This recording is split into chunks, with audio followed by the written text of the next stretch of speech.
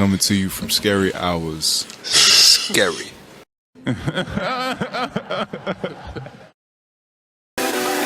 Hey, we'll see what happens next. Okay. Incredible Sources. Episode 2, that was Drake. What's next? First topic we got, man. Most exciting player that you're looking forward to in this draft. Rock, you want to start us off? Most exciting player I'm looking forward to in the draft. Oh, that's what we changed it to? NFL draft. A quick little transition. Switch. Man, I'm gonna go with the easy route. I'm gonna say Jamar Chase because he's an LSU product. A lot of people, I'm not gonna say slept on him while him, Joe, and Justin was going on their run. While Joe had a lot of offensive weapons to work with. Jamar always stuck out to me as far as a talent, because where Justin demanded a lot of double teams, Jamar was cooking people on the other side, and so and I mean he was doing so well that even me as an LSU guy didn't even realize that he was just a sophomore. I thought he was a junior or a senior. Right. To answer your question, just to be biased and have an easy out, I am going to go with Jamar Chase. But I am also interested in seeing what Kyle Pitts does as well. Because too much. Huh? You're talking too much. You're talking way too much too early. What you mean? You're talking way too much. You got one. Leave it at that. That. One. This nigga you taking up some. He get a whole draft out. What are you talking about? He get a whole draft up, bro. I think about to go into a whole. No. Finish your thing. It's bro. like 4 of them. But go ahead. It's all good. But you took my guy. But go ahead. Come on now, dog. Come on, man. Right. All right. So Jamar Chase. That's one. You got Jamar Chase. I got Kyle Pitts. Kyle Pitts. I like Kyle. I do This like nigga Kyle tripping, dog. He mad because I took his answer before he got to I'll be mad too, dog. How many niggas can you name? It's about 4 of them. You know who I'm all you naming had at to that say point. was like, bro, you kind of taking my answer. It's all good. It's all good. Why you like Kyle Pitts? What do you like about Kyle?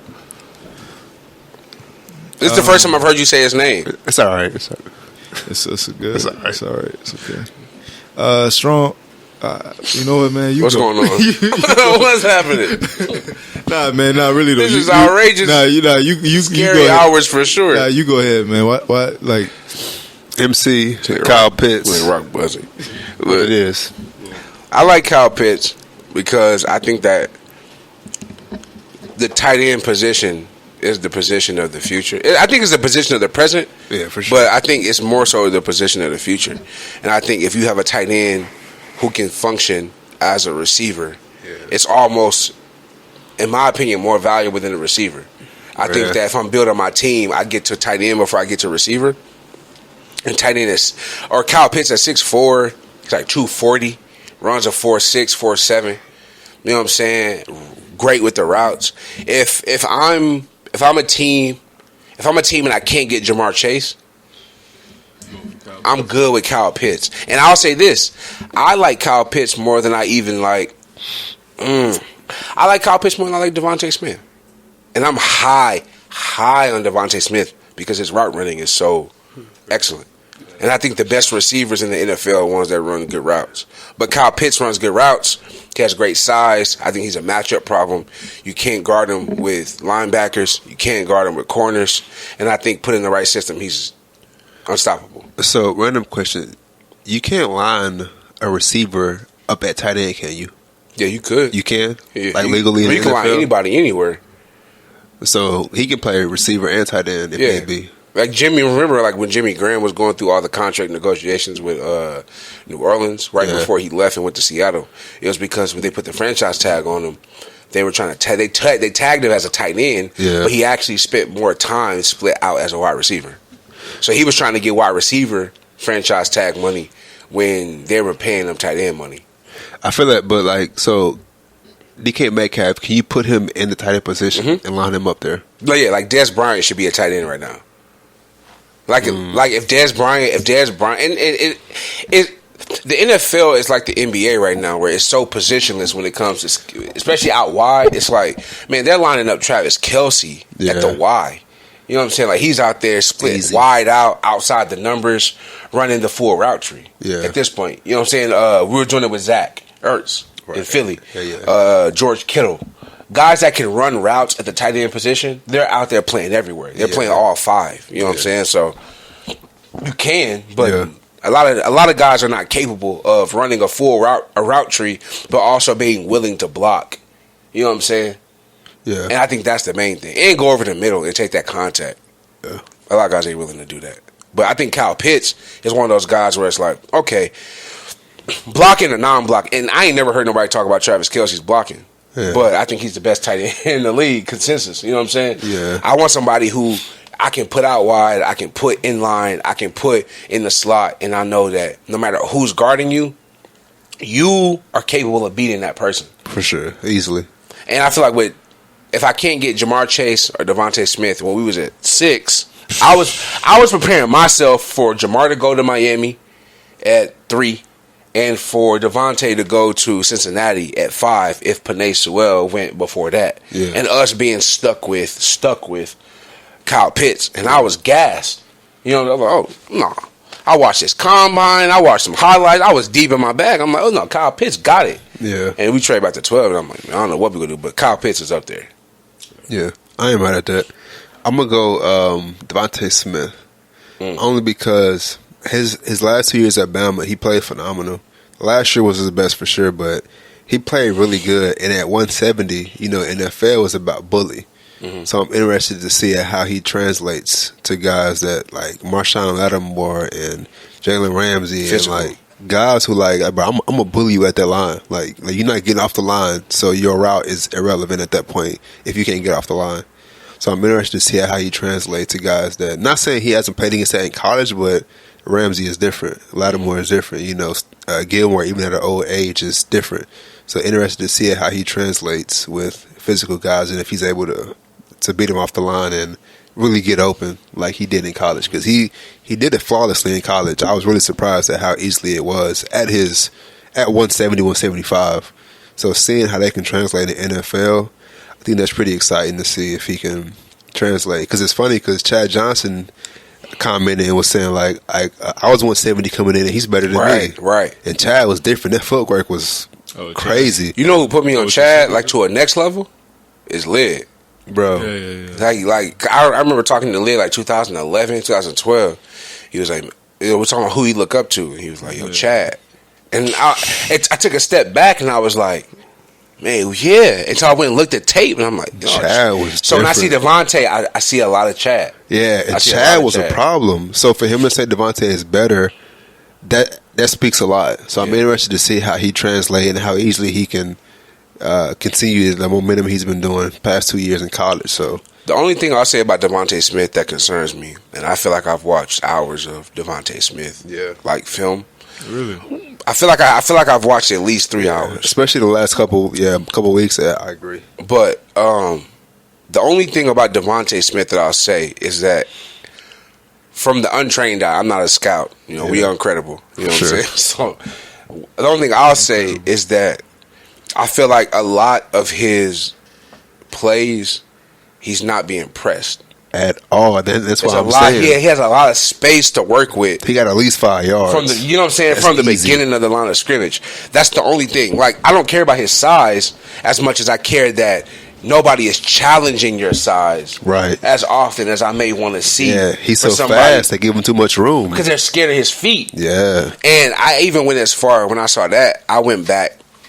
So I started looking at, so who are the top corners in, you know what I'm saying, the draft this year, last year. And it was Bama. And it's Bama. So you don't play none of them. So, you know, the next corner after Patrick Surtain this year is the guy from South Carolina, Horn. I think it's like J.C. Horn. J.C. Horn, yeah. I've heard a lot about him. They didn't play them. Yeah. Because they're, you know what I'm saying? So to me, it's like, I love Devontae Smith's feet. Yeah. I like how quickly he goes through routes. He runs the whole route tree, but it's like, man, you're small. Yeah. And there's corners at the next level who have the ability to press you and put you in difficult positions, and I haven't seen you put in that position in college yet. And that's the only thing to me that matters so far. But, like, everything else, Devontae Smith is next level. Yeah. Like, if we had to settle, quote-unquote, because, like, I've even, since we moved down to 12, I've been like, seeing that Devontae Smith, like people say he fall because once we move back, now you start looking at 12. It's like, okay, so where is the sleepers? Like who's gonna fall? Yeah. And people are getting down on Devontae, so I'm praying that he kind of falls to us at this point. Because who else is after that? Because I've been seeing J.C. Horn at 12, really, and seeing what he can do, I get it. They saying Dallas about to get him. Because Patrick Surtain is one, and they say if he goes before Dallas, then Dallas has no choice. And that's what makes me mad at moving back. Never let Dallas draft before us. They did it last year and got CD. Crazy. Again, we draft back and they got before. They're at 10, we're at 12. Dallas drafting before us hurts. Like, that's crazy. You just don't want to see it. I don't want to see it at all. You never want to see that. That's crazy. Because, I mean, and it's vice versa. Because we drafted before them 2 years ago when we got Dallas Goedert. And that's what they really wanted. And I remember everybody in Dallas being upset. Like, oh, man, they got Dallas. He played good against him, He plays good. And now we have somebody who we can now get rid of Zach Ertz because we got Dallas. For sure. So I never want to see Dallas drafting before us. And Dallas drafts before us, and I think New York draft before us now? I wouldn't doubt it. With their record, I wouldn't doubt it, yeah. But, yeah. Devontae Smith, if he failed, because Jamar Chase is not falling. Kyle Pitts is not falling. After that point, like, I mean, in Jalen Waddle, I'm at a point now where I'm trying to get gas for Jalen Waddle. Yeah, I've heard him at 12, and I'm like, I've seen what he can do, but it's just like he's not. I don't know. The only thing about Jalen Waddle that bothers me is that he keeps getting labeled as a punt returner. Like when you throw that punt returner on that wide receiver tag, then you start to feel like a gadget, and I feel like isn't Jalen Reagor supposed to be that gadget? We don't need another gadget at all. In New York, the Giants draft right before us. At 11? At 11. So Dallas and New York draft before us. Yeah. Dallas drafts at 10, New York drafts at 11. Is the Washington football team in the top 10? We're going to have to get a Washington football team jar for you this season, I can tell. For sure. Actually, no. They draft later. They made the playoffs. Oh, yeah, they did. That's good. They drafted at 19. Okay, I ain't mad at that. So they had to go get my man Ryan Fitzmagic. Boy, so we low key that. I mean, I guess it's part of the next topic is like the winners. I'm about to say because they not getting enough. Next topic definitely is sleeper teams, like the teams that got the most approved. What do you think? During free agency, or just in general, like the sleeper team next year, they got the most approved. I'm gonna start it off. I'm gonna say Tampa. They played phenomenal last year. They won the Super Bowl. I get it. Listen, I get it, but it's perfect. Brady going somewhere else, proven that he's more without the Patriots. It makes sense for him to win it immediately. I get it. Talk to me. I get it immediately. He won the first round. I get it. They signed everybody else back. Can he repeat? Can he go deep into the playoffs? Can I ask you a question that has... It's a parable, but it has nothing to do with football. Yeah. Do you feel like LeBron has something to prove this season?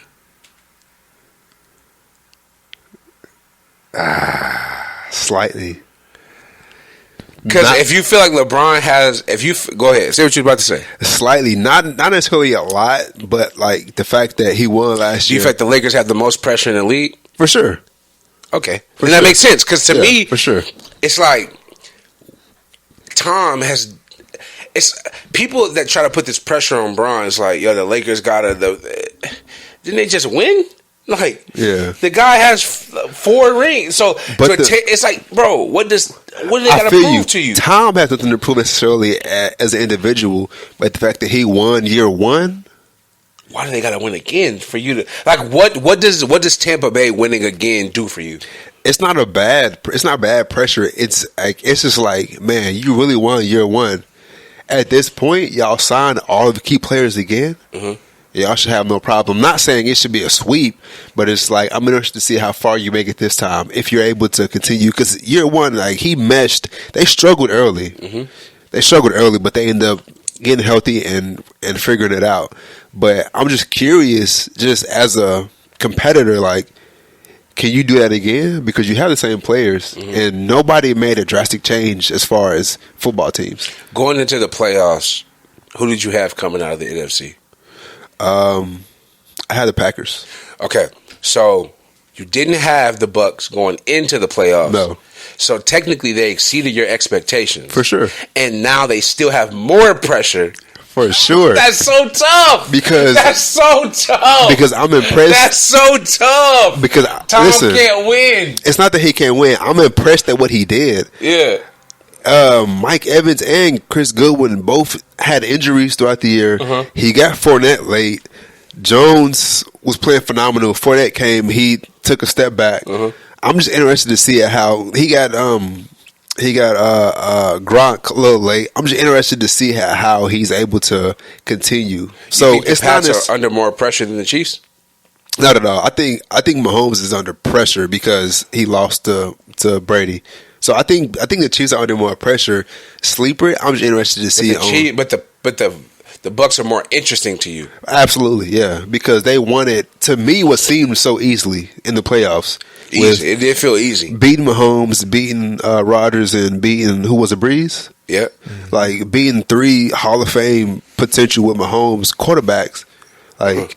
You should be able to do that again. Same defense. Are you one of those people that feel like they only beat the Chiefs because of the injuries on the offensive line for the Chiefs? No, I think they beat the Chiefs. They beat them regardless? No, yeah, I think they beat the Chiefs because their defensive coach had a phenomenal game plan with 2 high safety. Like, you're not going to beat me over the top with a deep pass. I go back and forth. I'm going to make you beat me with slants and curls and drags and all that. So I think they were going to win regardless of the O-line. But that made it even more evident that, like, I go back and forth, and in moments where I feel like they would have beat them regardless is where I feel like the Chiefs have more pressure. In moments where I feel like if the line was healthy, the Chiefs would have won. I feel like the Chiefs don't. But going into the season, like, all things being created equal, I think the team with the most pressure becomes the Chiefs because the opportunity to be the greatest quarterback of all time or the greatest team of all time is few and far between. So I feel like somebody like Pat, like, think about this, right? So the greatest quarterback of all time was Joe Montana. That was from the 80s until we heard of Peyton Manning, right?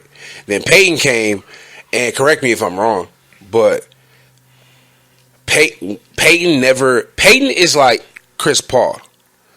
Like, Peyton is like Chris Paul, and Tom Brady is like, he's not one point guard, but he's like the new era of point guard. Like, Tom Brady is your Derrick Rose, your Russell Westbrook, your Steph Curry, where it's like Chris Paul came into the league in the NBA in the era where it's like playing point guard was like this. You saw Steve Nash, you saw Jason Kidd. He came in towards the tail end of that, but not before we saw where it was going. So Chris Paul's the point guard, right? For sure. But by the time Chris Paul was in the middle of his prime, the position was completely different. I think that was like Peyton. Like, Peyton was in the league and it was like, okay, this is what it takes to be a great quarterback. I do this. I'm smart. I'm intelligent. I read. I pre-snap. I throw. This is what we do. And then Tom came and was like, nah. The best thing you can do as a quarterback is just win. It's not about your yards. It's not about this. It's like, you do what it takes to win the game. I don't care about nothing else but winning the game. And I feel like few quarterbacks since Tom has had the opportunity to be the GOAT. So with Pat, we're seeing something that's like, oh, this is once in a lifetime. For sure. Your team is under the pressure because you are the only person we've seen since Tom that's like, oh, you have a chance to be the GOAT. So y'all have to win it now. Because if he loses one more time, he's now in that Aaron Rodgers category as opposed to the Tom Brady category. Would you say since Tom or since Aaron? Aaron had the same chance Pat has, but he did not deliver. So now he's fighting to be where it's like this, right? There's a window. Pat has a window to be in a position where it's like, oh, you're in the GOAT conversation. He has about 6 years now where he can go without winning another Super Bowl, and we still say, could he be?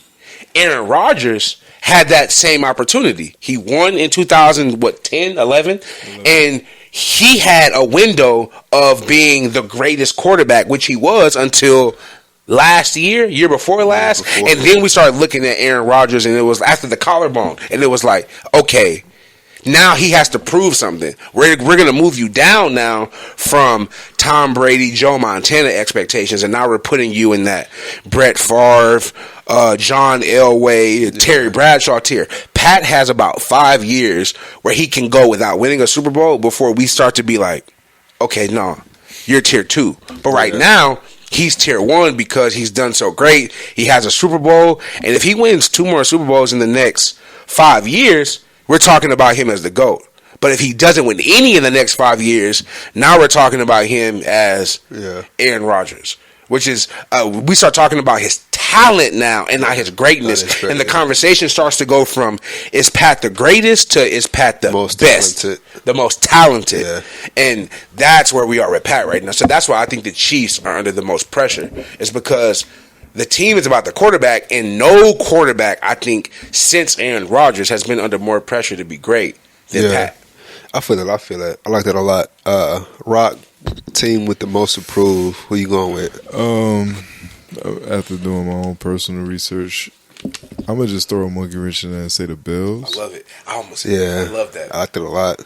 They have everything. They have literally everything, bro. They picked up Emmanuel Sanders, and for whatever credit you give that to, veteran IQ. But yeah, it just with the Bills, it's like you have everything, and I mean y'all would know more than me what exactly they're missing to get to the next step.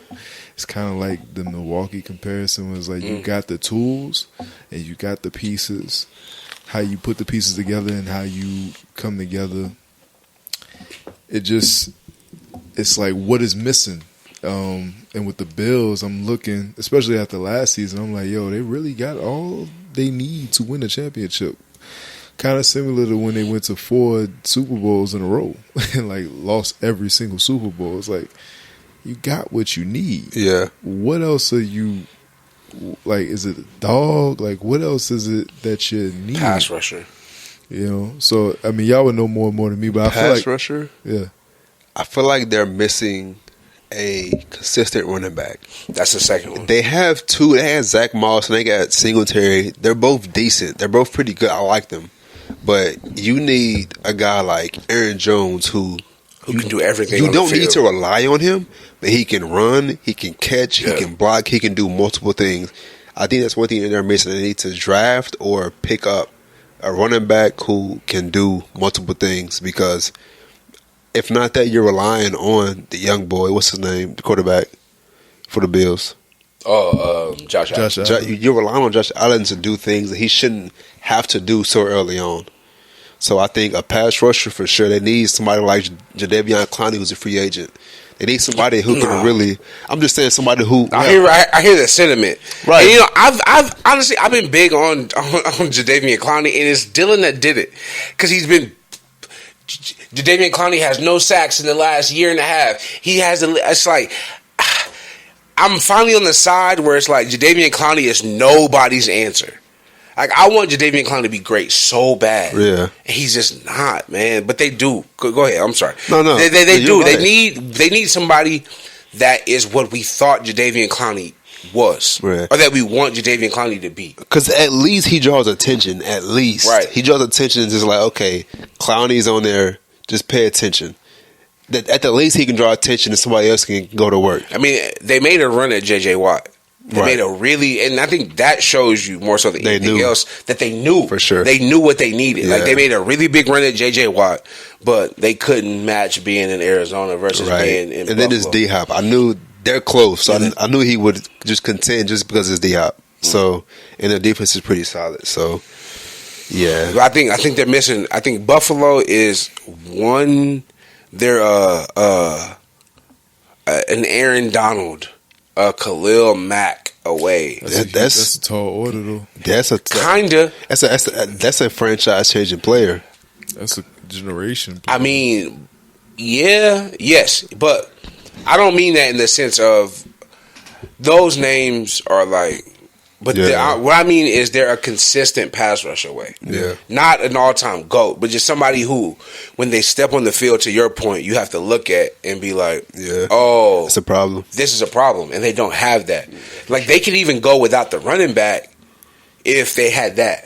But if they're not going to get somebody who changes the game, they need at least a decent pass rush with a versatile running back for sure. Yeah, because their secondary is solid, but it's just like you said, they're from Florida. Yeah, Micah Hyde is nasty. Yeah, they got Tre'Davious White on the outside. Like they're solid. They just can't get to the quarterback. Yeah, I feel it.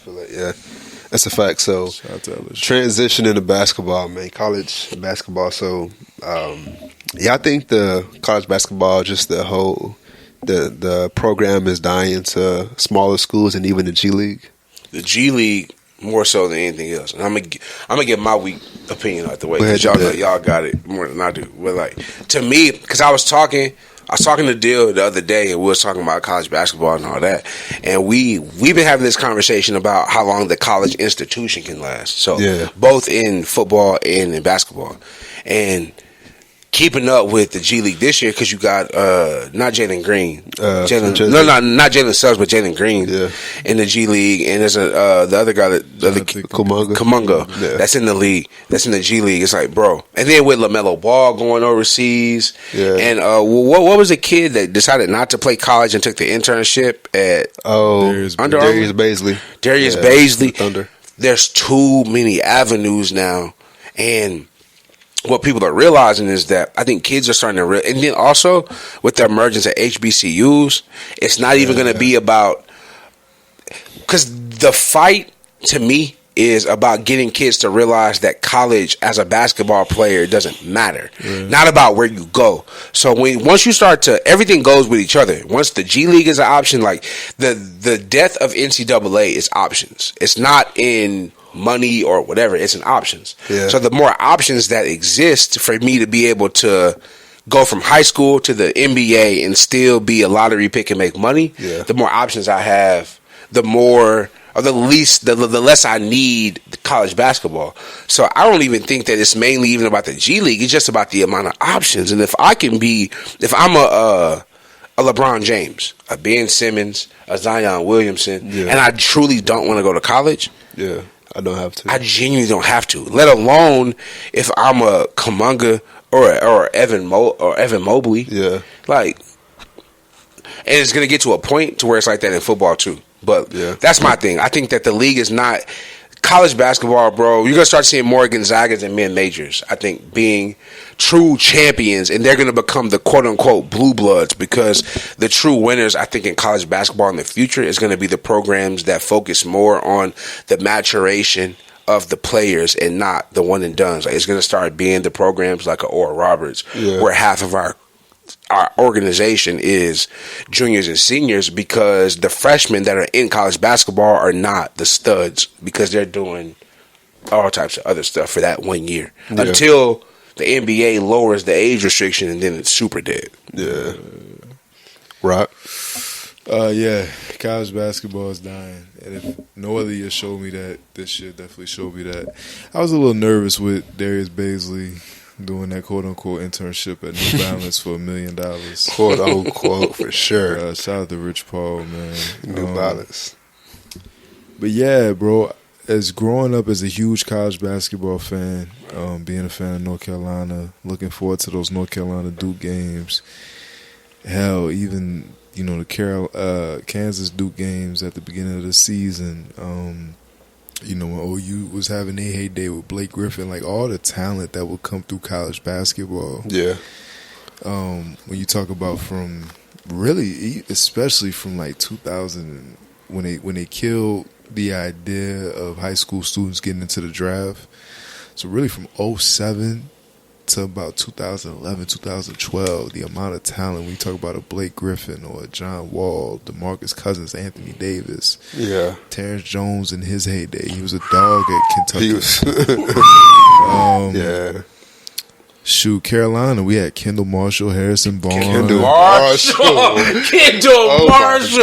Hey, Kendall Marshall almost in Sebastian Telfair territory. Listen, we had Kendall Marshall. Oh, my God. We had Kendall Marshall.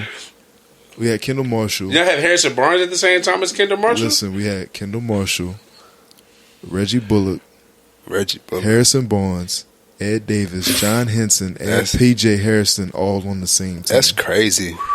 That's crazy. They couldn't do nothing. That's crazy. Listen, so I mean, when you even talk about Kansas, you had Joel and Andrew, Relax. and they no, I'm serious, but no, they was box office and watching them. Yeah. Like you tuned, like when they played Duke at the beginning of the season, Yeah, that was we was all watching it. like Jabari Parker was playing for Duke at the time, Steph Yeah. Curry was playing for Duke at the time.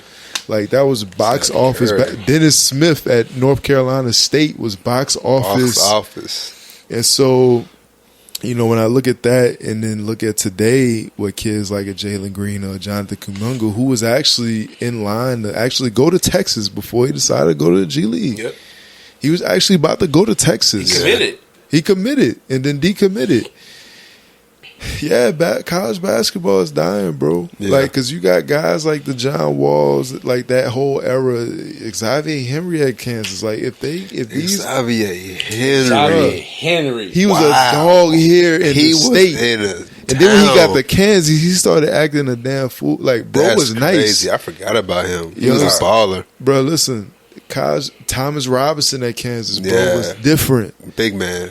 like I never really liked Thomas Robinson that much, man. He's making But it he- happen. but Though. I did have high hopes for him. I ain't gonna when cap you're like looking that. at Derrick Rose at Memphis and like the Derrick Rose, Chris Douglas Roberts versus the CDR. Mario Douglas Chalmers Roberts. versus the CDR. Mario Chalmers. Mario Chalmers got rings. He fulfilled the Kansas promise. Jayhawks. Mario Chalmers fulfilled the promise. You heard me? So like, yeah, the blue blood.